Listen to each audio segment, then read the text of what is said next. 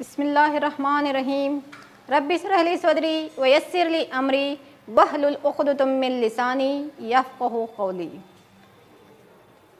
मेरे अज़ीज़ तलबा व तालिबात, अस्सलामु अलैकुम व रहमतुल्लाहि व बरकातहू। बच्चों, अपनी किताबें और नोटबुक पेन लेकर आप क्लास के लिए तैयार हो जाइए। प्यारे बच्चों, मैं आपकी ज़हरा खाना बिनते मासूम खान, मीर मुअल्लिमा, government Urdu high school Sulepet, taluka Chincholi, ज़िला कलबुर्गी। तो बच्चों, आपको ये तस्वीर दिख रही है ना? मेरे बच्चों, इस इमारत का नाम बताइए। अल्हम्दुलिल्लाह, गोल गुम्मद, बोली गुम्मद बोलते हैं ना बच्चों, बीजापुर का। बिल्कुल सही बच्चों। देखिए, गोल गुम्मद किन हुक्मरानों ने बनाया था बच्चों? अल्हम्दुलिल्लाह, सही जवाब, आदिल शाही हुक्मरानों ने। प्यारे बच्चों, ये इमारत कौन सी आप बता सकते हैं? इस इमारत को पहचानते हैं आप? अल्हम्दुलिल्लाह, दिल्ली का कुतुब मीनार ना बच्चों।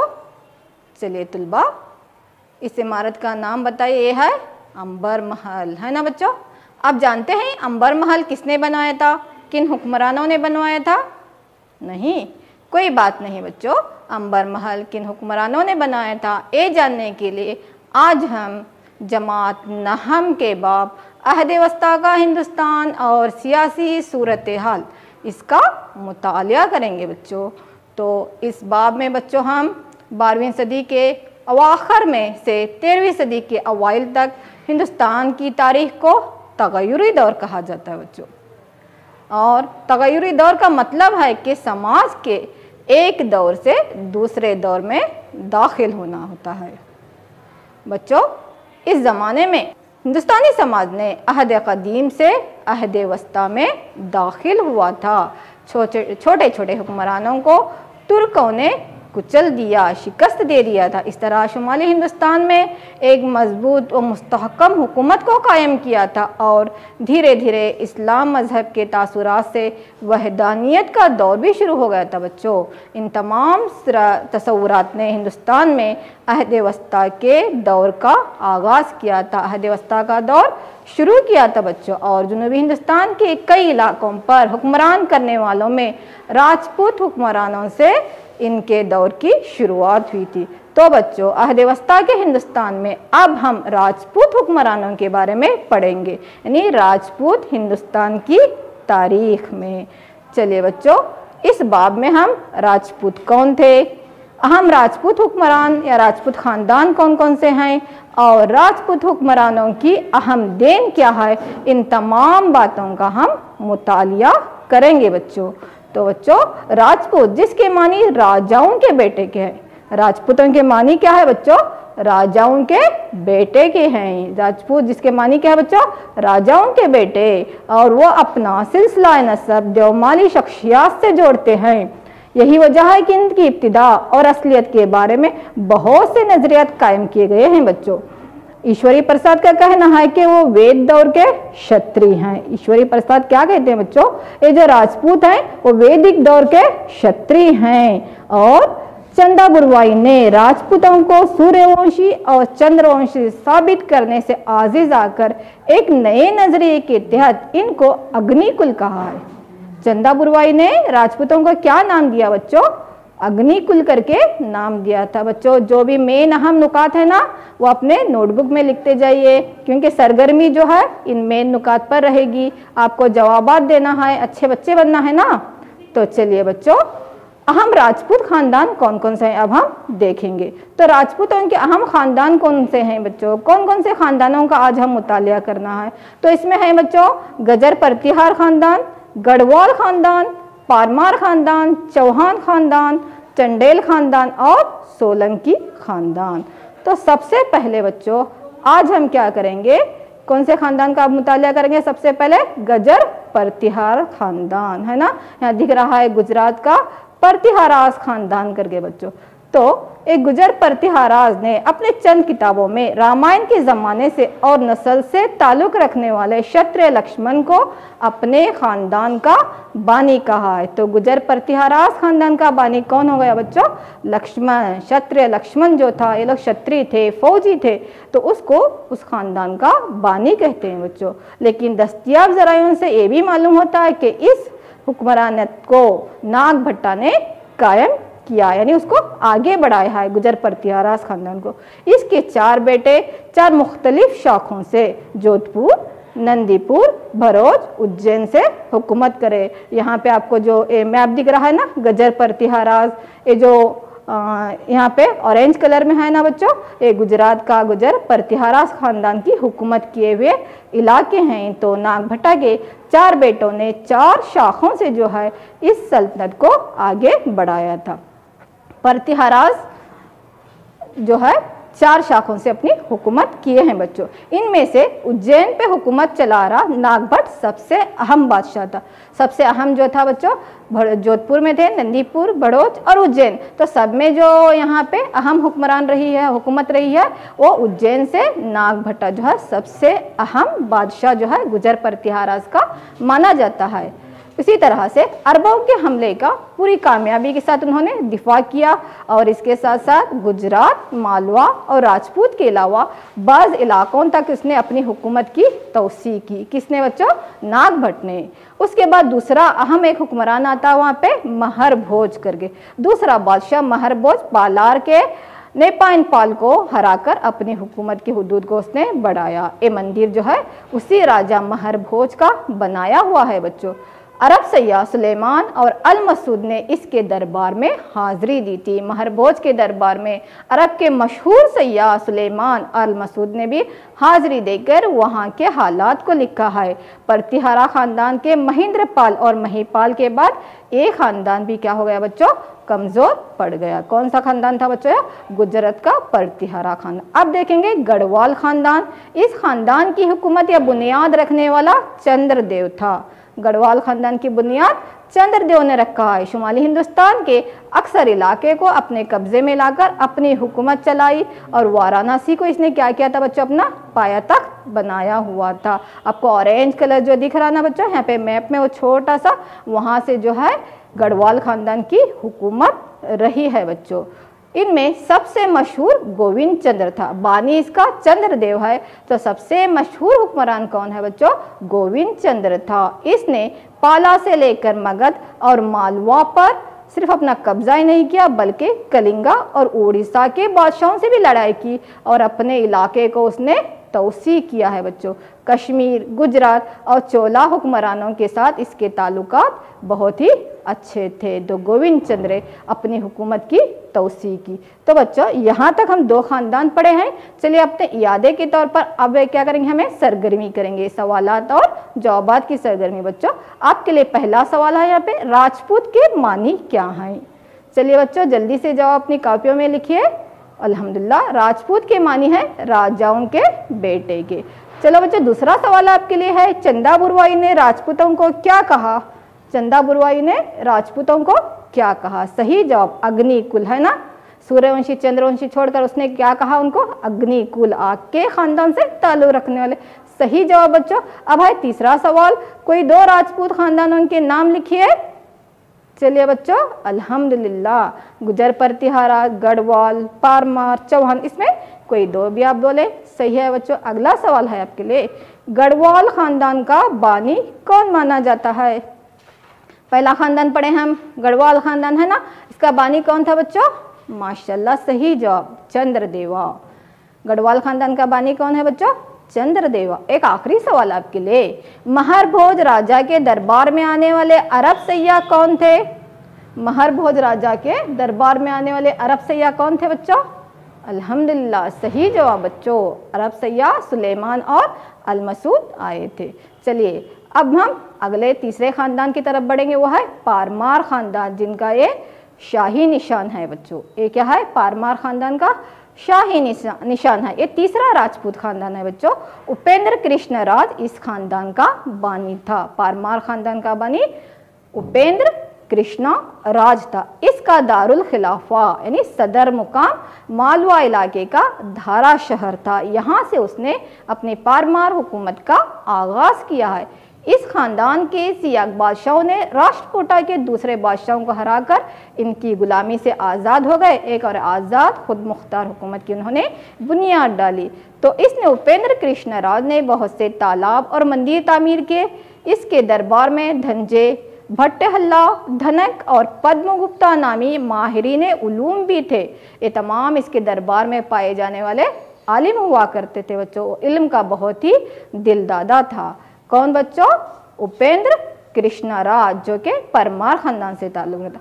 अब और एक राजा जो परमार खानदान का अहम बादशाह माना जाता वो है बच्चों राजा भोज, है ना। परमार खानदान के एक अहम राजा भोज ने कल्याण के चालुक्य और गंगा और शुमाली कोंकण हुक्मरानों को शिकस्त दी और पारमार हुकूमत को और मजबूत किया। फिर चालुक्य से शिकस्त खाए, लेकिन चालुक्यों के खिलाफ शिकस्त के सियासी तरीके को फतह और यहाँ पे उनको शिकस्त भी हो गई, लेकिन फतह दोनों पे भी हावी हो गया। और कौन है? राजा भोज। और सकाफती दुनिया का वो हकीकी शहंशाह तस्लीम किया जाता। गो के उन्होंने चालुक्य, गंगा और शुमाली कोंकण के इलाके के हुक्मरानों को शिकस्त दी, लेकिन चालुक्यों से शिकस्त खाना पड़ा। फिर भी जो है अपनी हुकूमत की तोसी से वो आगे नहीं हटे, लेकिन सकाफती दुनिया का हकीकी शहंशाह जो है राजपूत हुक्मरानों में बच्चों राजा भोज को माना जाता है। और वो खुद भी एक शायर था। इसके बाद के हुक्मरान कमज़ोर होने की वजह से हुक्मरानियत का क्या हो गया बच्चों? ज़वाल शुरू हो गया। ये था बच्चों परमार ख़ानदान, है ना। चलिए अब पढ़ेंगे हम अगला ख़ानदान है बच्चों सोलंकी ख़ानदान। कौन सा ख़ानदान बच्चों? ये सोलंकी ख़ानदान है। तो सोलंकी ख़ानदान या इस हुकूमत का बानी, इसका पहला राजा था वो राजा मोल राजा था। इस ख़ानदान का बानी या इस ख़ानदान का पहला हुक्मरान कौन था बच्चों? राजा मोल राज था। और भीमराया को इस ख़ानदान का सबसे अहम बादशाह माना जाता है। इसी के दौरे हुकूमत में महमूद गजनवी ने सोमनाथ के मंदिर पर हमला किया था। कब? जब भीमदेवा सोलंकी, आपको जो तस्वीर में दिख रहा है ना बच्चों, ये भीमदेव सोलंकी। इसी के दौरे हुकूमत में जो है महमूद गजनवी ने कहा जाता है कि सोमनाथ के मंदिर पर हमला किया था। महमूद गजनवी के हमले को रोकने में भीमराया जब नाकाम होने पर उसने अपना इख्तियार जो है अपने बेटे कर्णादेवा के हवाले कर दिया था। कौन बच्चों? राजा भीमराया। तो भीमराया के दौरे हुकूमत में महमूद गजनवी ने हमले किए थे, तो हमलों की ताब ना लाकर उसने अपने इख्तियार को अपने बेटे कर्णादेवा के हवाले कर दिया था बच्चों। उसी तरह से इस खानदान के दौरे हुकूमत में मशहूर जैन पंडित हेमचंद्र ने मौलनामा मशहूर लगत प्राकृत जुबान में लिखी है। देसी नामा मौलानामी कहते हैं उसको।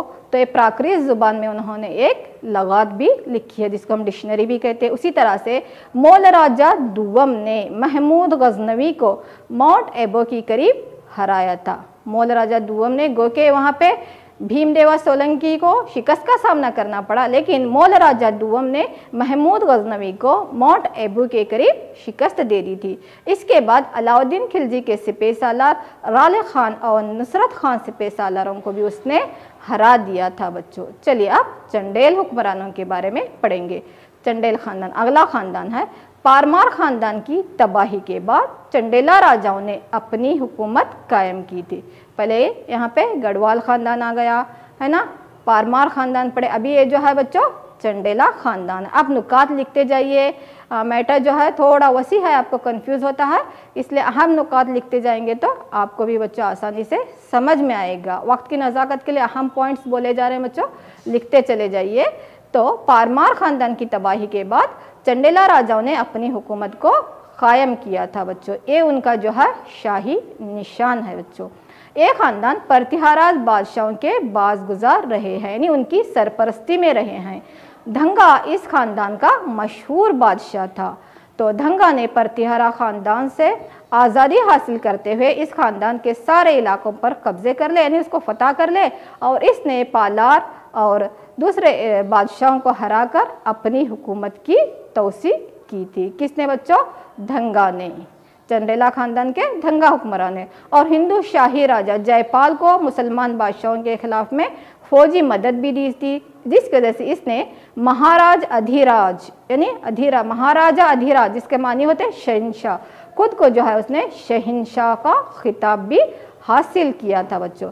इस खानदान के दौरे हुकूमत में भावभूति ने संस्कृत जुबान में मालती माधव, उत्तर रामाचरित्र और महावीर चरित्र जैसे नज़में लिखी हैं।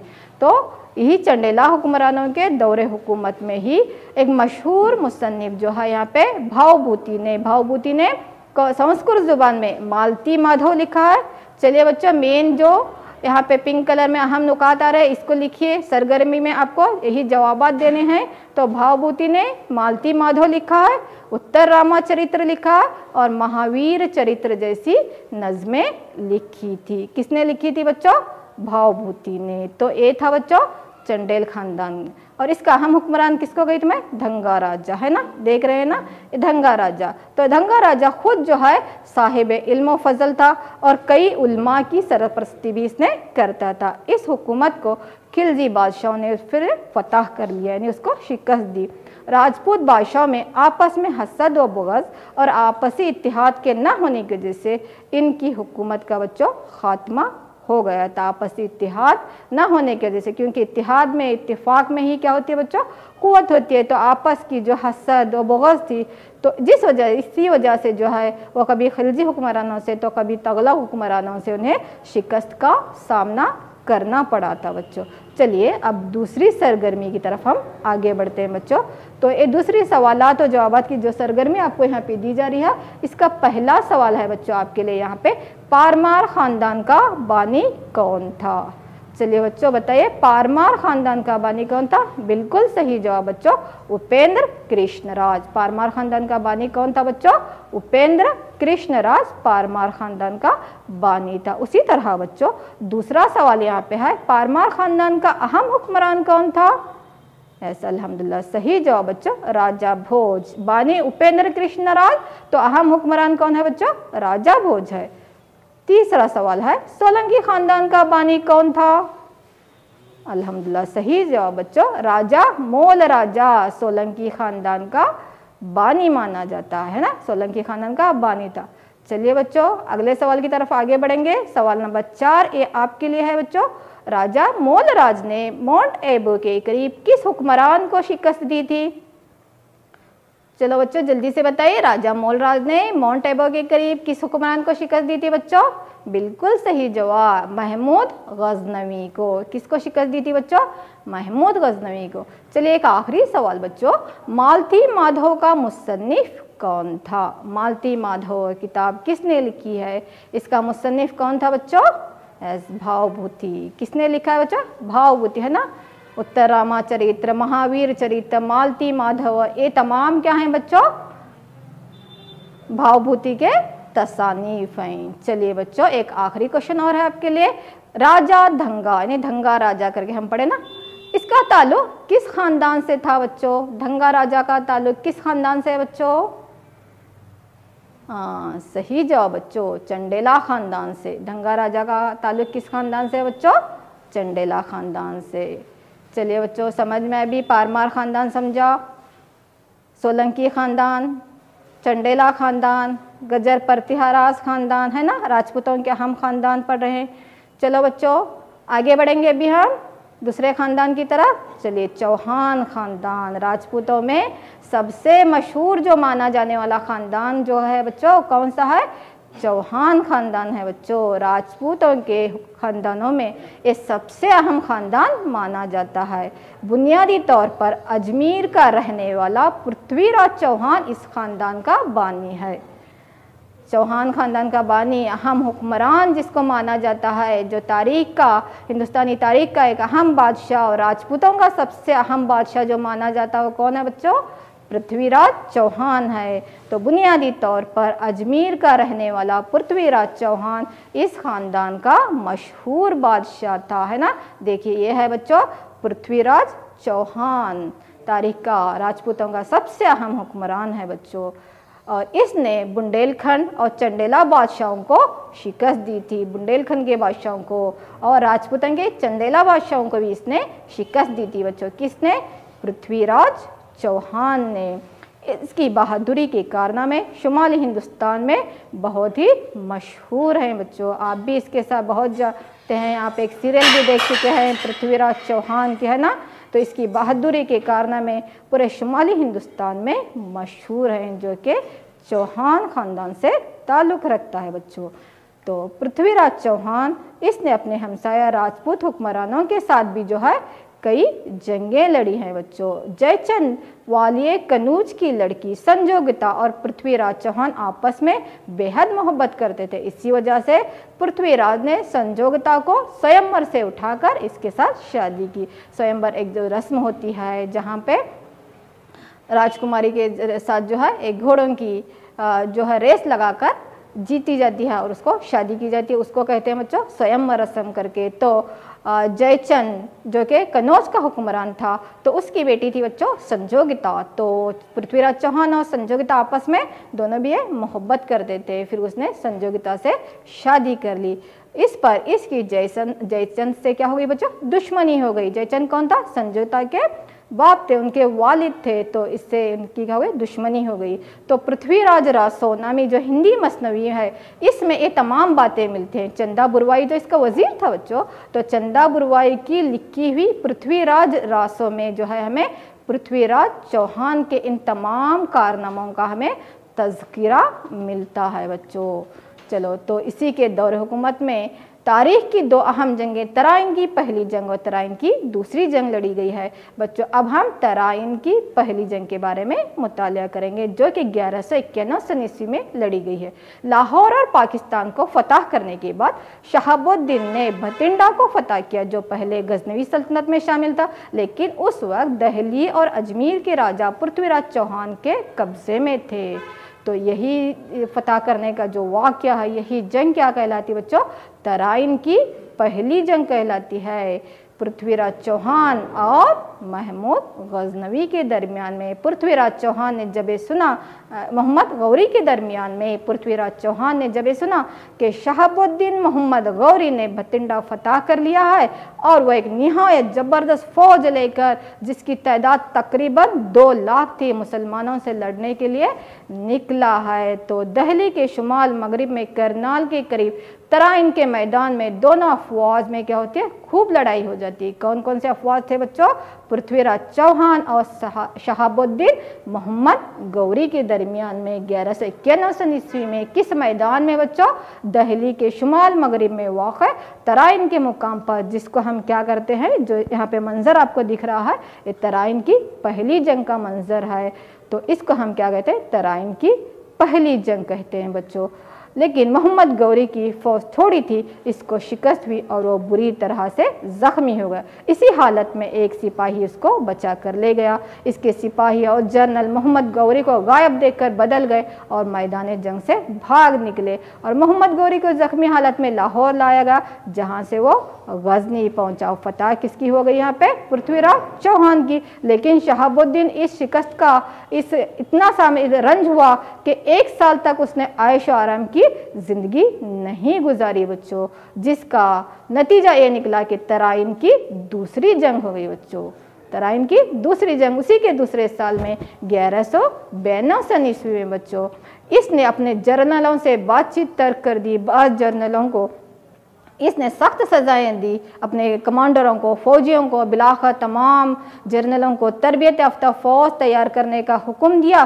कुछ अरसे बाद एक बड़ी फ़ौज, जिसकी तादाद 1,20,000 जमा ली और इस फ़ौज को लेकर पिछली शिकस्त का बदला लेने के लिए, मतलब तराइन की जो पहली जंग हो गई थी 1191 ईस्वी में, उसका बदला लेने के लिए अब पृथ्वीराज चौहान की तरफ रुख हुआ, मतलब दिल्ली की तरफ रवाना हुआ।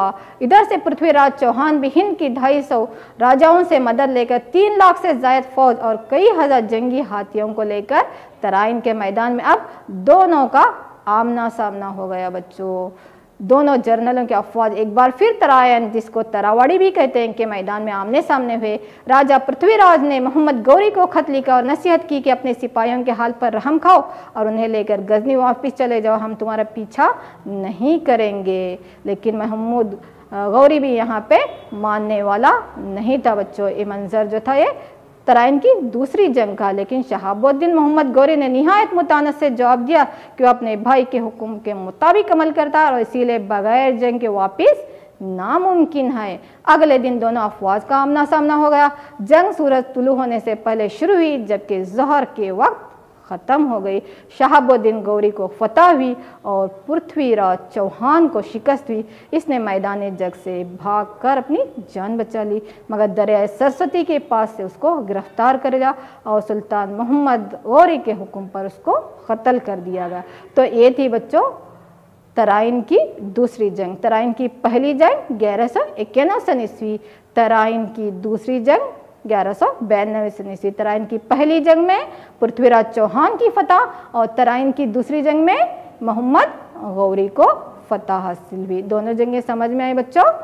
तो चलिए एक सरगर्मी करते हैं, देखिए आपको कितना याद है करके। चलिए, अजमेर से ताल्लुक़ रखने वाला राजपूत खानदान कौन सा था? माशाअल्लाह, अल्हम्दुलिल्लाह, सही जवाब बच्चों, चौहान खानदान। अजमेर से ताल्लुक़ रखने वाला राजपूत खानदान कौन सा है बच्चों? चौहान खानदान है। दूसरा सवाल बच्चों, चौहान खानदान का अहम हुक्मरान कौन था बच्चों? चौहान खानदान का अहम हुक्मरान कौन था? बिल्कुल सही जवाब बच्चों, पृथ्वीराज चौहान है। तीसरा सवाल आपके लिए, पृथ्वीराज चौहान के कारनामा की तफसील किस तसनीफ से मिलती है बच्चों? बिल्कुल सही जवाब, अल्हम्दुलिल्लाह, पृथ्वीराज रासो, चंदा बुरवाई की लिखी हुई पृथ्वीराज रासो से पृथ्वीराज चौहान के कारनामों की तफसील मिलती है। अगला सवाल बच्चों आपके लिए, तराइन की पहली जंग कब लड़ी गई? अल्हम्दुलिल्लाह, सही जवाब, 1191 सन ईस्वी में तराइन की पहली जंग 1191 सन ईस्वी में लड़ी गई। अगला क्वेश्चन बच्चों आपके लिए, तराइन की दूसरी जंग कब लड़ी गई? बिल्कुल सही, 1192 सन ईस्वी में। तराइन की पहली जंग 1191 सन ईस्वी में, तराइन की दूसरी जंग 1192 सन ईस्वी में। तो इतने अहम नुकात याद हो गए बच्चे आपको? ये सरगर्मी आप परफेक्ट कर ले। चलिए अब आपका घर पे काम लिख लीजिए, अपना होमवर्क लिख लीजिए। राजपूतों के अहम खानदान के बारे में पढ़े हम, गुजर प्रतिहाराज खानदान, गढ़वाल खानदान, सोलंकी खानदान, परमार खानदान, चंडेला खानदान और दिल्ली का अहम हुक्मरान यहाँ पे पृथ्वीराज चौहान। तराइन की पहली जंग, तराइन की दूसरी जंग, है ना बच्चों? चलिए अब अपना घर पे काम लिख लेंगे, होमवर्क लिख लीजिए बच्चों।